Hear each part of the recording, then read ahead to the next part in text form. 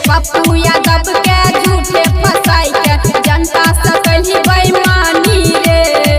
पप्पू यादव के झूठे फसाई के जनता से कही बेईमानी रे।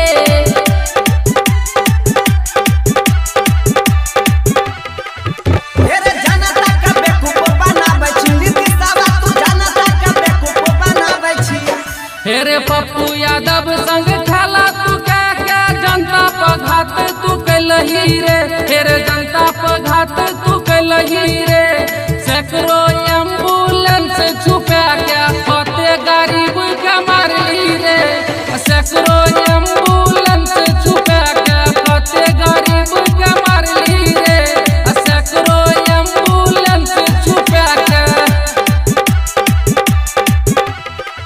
हेरे झूठा से तोला हमारा तो हो जनता सब झूठा से तोला हमारा तो। झूठों के साजिश कर का दगला पप्पू यादव के फसैली रे।